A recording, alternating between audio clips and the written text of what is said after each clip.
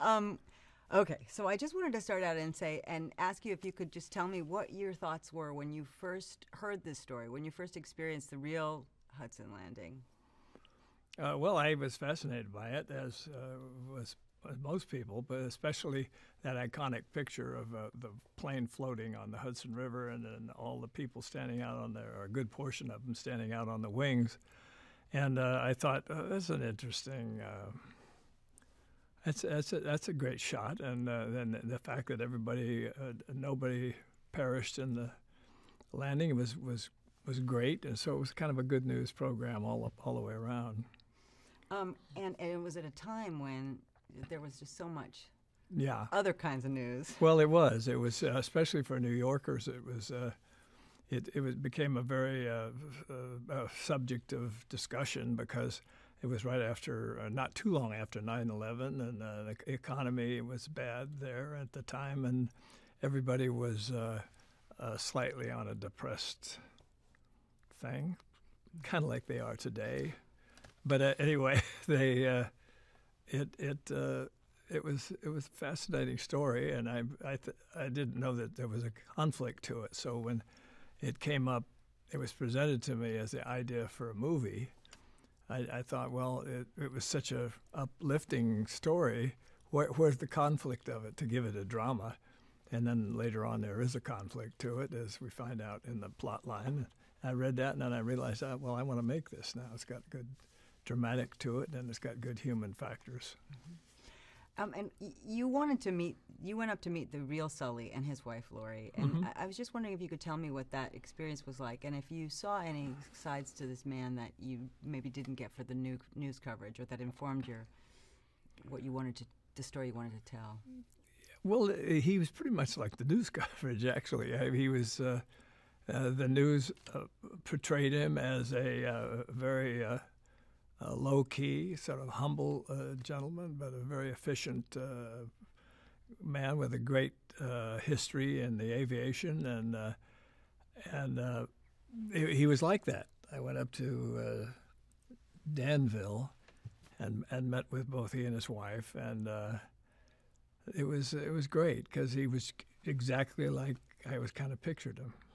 In fact, we sat there, and I said my first questions to him were, "How did you like the script?" And he says, "Oh, I think it's a good script." And I said, "Oh, you think it portrays things accurately?"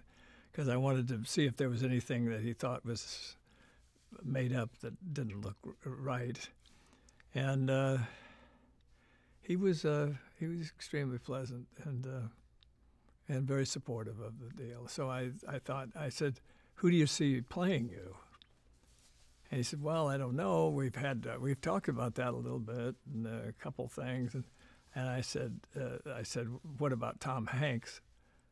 And he said, "Yeah, we've talked to him. He was thought of right away. He's terrific." And so that's what happened. We came back and we made the overture to Tom Hanks.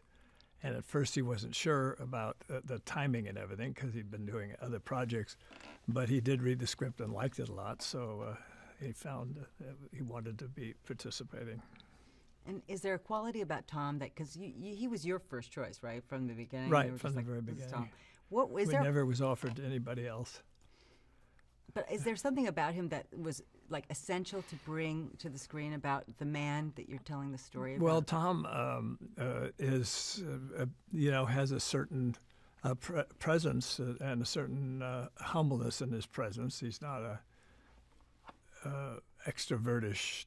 I mean, he can be, but he comes across like a reserved type of guy, and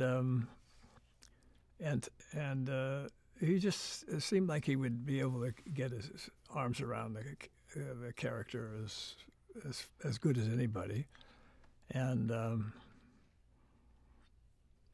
I can't think of any downside to him. He was right. He's the exact same age in real life as Sully was when the incident happened. Everything fell into place. That's awesome. And Aaron Eckhart plays Giles, his co-pilot. And Aaron Eckhart is a huge fan of yours. How did you come to cast Aaron Eckhart in this role, and what do you think he brings to the character? Well, he's very much. In fact, when Sully saw the picture, the real Sully, he said that how he thought that Aaron had captured the first officer in a very, very great way. He thought it was very much like the guy, the same sense of humor, the same kind of playfulness in life prior to, of course, the incident. And and Aaron just was about the same age, the same, everything fit. You know, it was one of those deals of, I always believe that one of the most important things in making a film is casting it correctly. And that is sometimes you're very elated when that happens, and it turns out to be just right. And sometimes when it turns out just not just right, you're figuring, well, what other gimmick can I put in here to cover up the fact that this is nothing like the person that we're really portraying there? You're telling a story that actually happened. At the same time, it's a drama, and I was just wondering, like, you took such pains to bring authenticity to it. Why was that so important for you to really be truthful and authentic in telling this story?